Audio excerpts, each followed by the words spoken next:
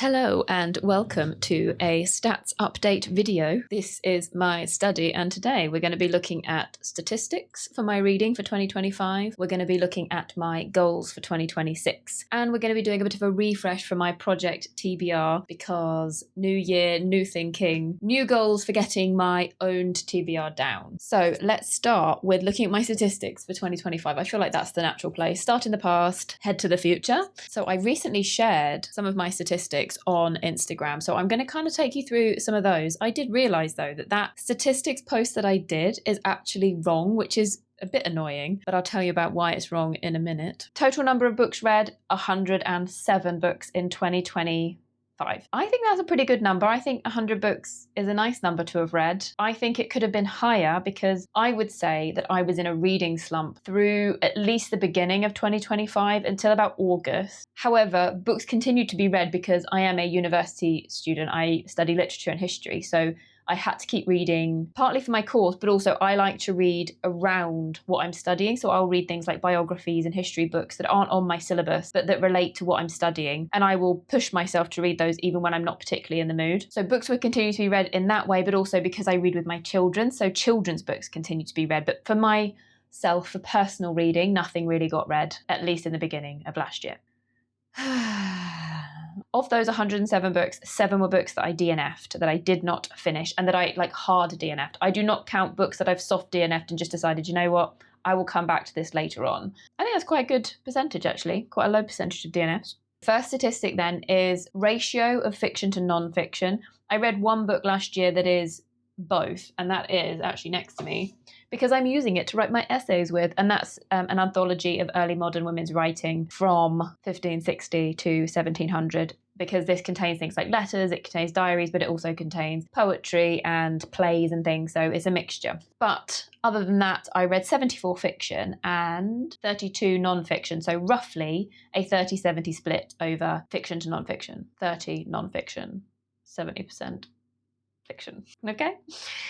So then the other numbers that I decided to pull out of my reading, because I wasn't really sure what stats I really wanted to share, but some of my sort of goals for myself in terms of my reading would be reading more indie and small published works, reading more books that are from LGBTQ authors or that cover those themes, similarly with BIPOC authors and themes, and then also translated works I want to read more of. And I pulled those stats and I was disappointed with how low it was. But I suppose if you look back and you consider that I didn't really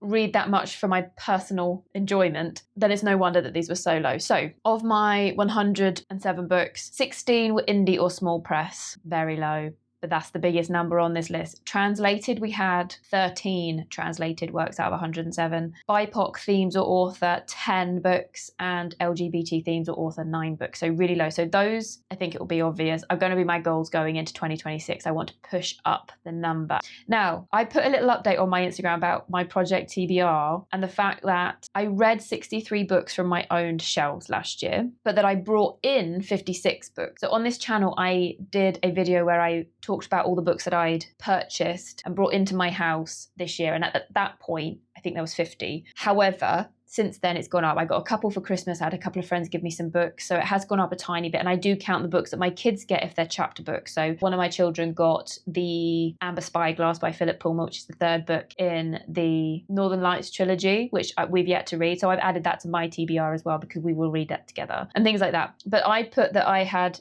read 63 books, but that I had brought in 56 books, which meant that my difference was only 7 down. However, I was wrong because of those 56 books, some of those were books I'd already read. So actually it's not quite that bad, but it's still pretty bad. It was 63 read, 42 brought in that I hadn't read. So my difference is actually 21 books. So it's not quite as bad as I said, but I would like that difference to be much bigger this time next year. Okay, I am going to try and set up screen recording on my laptop. So I'll be back with you in just a second. So here is my new spreadsheet for 2026. I set up a spreadsheet because I can't quite get exactly what I want from Storygraph, Goodreads, Fable, any of those. And that's partly because some of the books that I read are not actually on there because they're so old, they're very old publications, they're not listed on there. I can get similar books, but they're not the same. So I decided I'm also going to have a spreadsheet. I mostly track through Storygraph, that's my preferred platform. However, I have started trying to use Goodreads because I think it's important, especially when we're looking looking at indie books, small press books, translated works, BIPOC authors, LGBT authors, to make sure that we're putting reviews on there. So I'm also trying to make sure that I review more books this year, because I think that's the thing that I let slip, is spending the time afterwards to do a nice concise review and to make sure particularly that those indie published books get reviews so that they can get more coverage and those indie publishing houses can get more support. So this is my spreadsheet though, which is, I'm hoping, going to help me with doing my statistics next year so that I can really pull out some stuff. And I was watching somebody else's spreadsheet to try and get some ideas as well. So very obviously I've got the title and the author to begin with. I've then put author gender. It's not something I tracked last year, but I do think it's quite interesting to see as well how many highly rated books I have compared to male to female authorship, or at some point hopefully raising the number of trans and non-binary authors that I'm including in my reading list.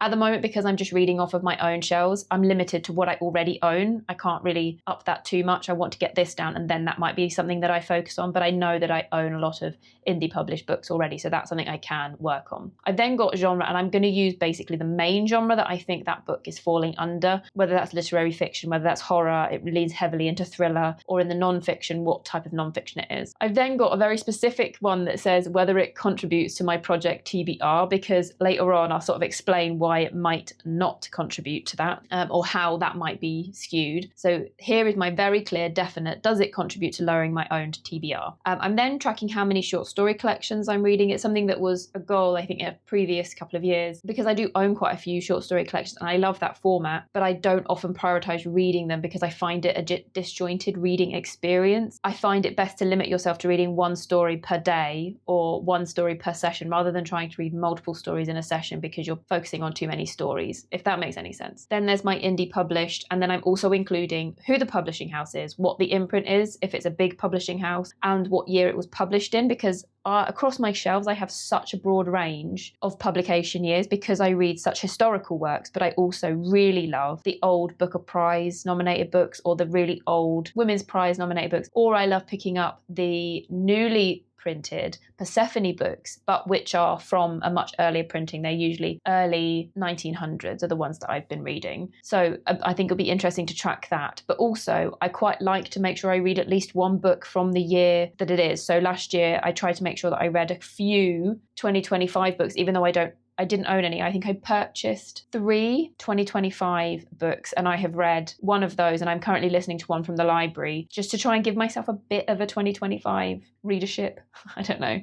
So 2026, I will keep my eye out for things that I might want to read from 2026, and hopefully I'll get some on here. So then here we go. One of the main goals, LGBTQ themes or characters, or what I haven't written there, or author. BIPOC themes, characters, or author. Whether it's part of a series. I've included this as a just in case. I'm not sure whether I'm that interested in whether it's part of a series. I don't read a lot of series. There are 2 series that I am personally in the middle of, 3 that I'm personally in the middle of, which are nice, but I'm not a big series reader. So I think this is more relevant for people who read a lot of fantasy, but I do read series with my kids, so it might be interesting to track that. So I've included it just in case. Then we have translated, and also this year I want to track who the translator is and what the original language was. If I have more translated fiction on my read list, it will be interesting to see if there's a particular country from which I most enjoy their fiction or non-fiction. I have got some that's non-fiction as well. Yeah, be interesting to track that and see how that goes. So owned. So this is like a section here. So whether I own it, what format I own it, and which format I've read it in. And these are physical, ebook, audio, because I'm using that Libby app to try and get some more of my reading done. What I'm finding so far is quite often it's books that I have on my Kindle, because on my Kindle I'm more likely to have popular releases over what's on my physical shelves. So a lot more of those are available through my library as audiobooks. So it'll be interesting to track whether I read it in the format that I own or whether I read it through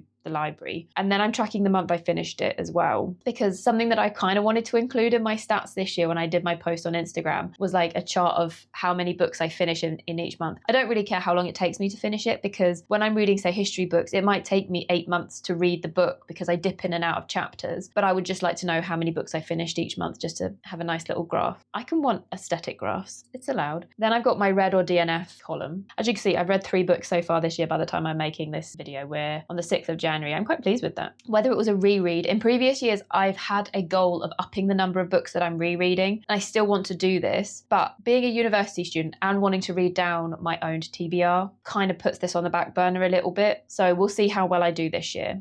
Then I've got my rating. As you can see, so far I've had some amazing reads, 4, 4 and 5. And I'm currently listening to an amazing audiobook from the library, which is one of the 2025 releases that I wanted to read, which could well be another 5. Like, it's brilliant. So I'm having a really good reading year so far, 3 books in. And then I've got a read if, and I haven't actually filled this out yet, but this is part of my wanting to review books better. I thought if I put here read if, I like making connections between books, and I've got some upcoming videos where you'll see me making use of this book connections idea, because I really love doing that. So I want to have this like read if, and it was an idea that I took from one of the other channels that I was watching who makes their own spreadsheets. I'm sorry, I can't remember. I will try and put in a link because I do want to credit the creator. But yeah, just read if you liked this, or read if you like these themes, read it, you know, those sorts of things to try and prompt me to do the reviews that I need to do, which I will do. I will start doing those.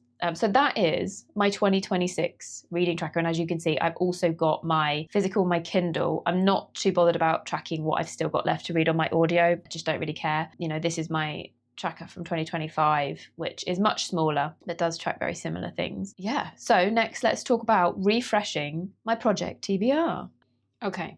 Let's quickly talk about my project TBR refresh, because I've decided to change the way I'm doing my numbers again. And yes, I know I feel like I've changed it a load of times already, but I feel like I was overcomplicating it by saying that I wanted to do not having my non-fiction and then only counting these books, but then having my Kindles and my physical in the same number. What I've decided to do is have 2 numbers. I'm going to have my physical TBR, which includes my non-fiction, and then my Kindle TBR. And what I might do is run sort of 2 simultaneous series, like Project TBR and Clear the Kindle, because I've seen other people doing Clear the Kindle, and I quite like that as an idea. So entering 2026, I have 404 books on my TBR. That's not including the ones that I've just shown you on my 2026 tracker. So at the beginning of January, I had 404 books on my physical shelves, and I've been through, I've taken all the books off, I've cleaned all my shelves, I've reorganized everything, and I've counted everything, added it to this spreadsheet, and I've even completely updated my Goodreads shelf that says updated physical shelf, because I wanted that to better reflect what it is. But again, there's some books on here that are not on Goodreads, so it doesn't quite reflect what I have, but this spreadsheet does. So 404. I've had a couple of books come in that I have had to add because friends have given me books since the new year started, which is very kind of them. So the number has slightly gone up, but equally I have read a few books as well, so it's going down as well. So we are starting well. The other number then is the Kindle number, and I have 149 books on Kindle to read, and that again is a mix of non-fiction and fiction. I feel really good going into this year. I've been given a Kindle to help me get through my 149 books. I didn't want to give Jeff Bezos any more money by going for Kindle, but I didn't realize that in 2025, Amazon updated its terms for its Kindle books, and I can't use any other device to read my ebooks that I have purchased previously. So I haven't purchased Kindle books, I think, since 2023, because I don't want to give him any more money towards books. I don't agree with it. I want to support local, support indie, whatever. I want to support my library as well. But in order to read the books that I already own, I have to use a Kindle device. Now I can use my phone, but I'm finding that I'm not reading those books if I'm on my phone. I don't like doing it on a screen that is like my phone or my tablet. So I wanted a dedicated e-reader, and I like the way it looks. So we used the sales that were on, the Black Friday sales, to make sure we could get it at the cheapest price to give Jeff Bezos the littlest money possible, which I think makes it work out as I'm paying an extra, well, I'm not paying because I got it for Christmas, delayed gratification, but it works out as something like an extra 40p per book that I own based on what we paid for the Kindle. So it's not so bad when you break it down like that, but you know, Merry Christmas to me. So I'm heading into 2026 feeling really positive about how many books I'm hopefully going to be able to take off this shelf. And I think with this renewed focus, I shouldn't be bringing in as many as I did last year. So I know I've said I've already added a couple of books, but those are things that people have come to me and said, I have this and I thought of you, which is lovely. It's not me going out and spending my money on books. So I'm happy about that. And I have some really fun ideas for videos that I'm really excited to share with you, and I hope you'll enjoy them. And I love watching other people read down their TBRs. And I think I have quite an eclectic mix of books. I think you might be a bit surprised, especially for, I'm doing a scavenger hunt across my shelves. And I think the books that have come up through this scavenger hunt are so random and so varied that I think hopefully this will be quite an interesting one to watch. So I look forward to people joining me on this journey. I hope you do. I love talking about books online. I've missed it the years I've been off. I kept nearly coming back and just not quite doing it. It's the editing process. The editing of videos is so lengthy and boring, and there's so many other things I could be doing, like running or reading.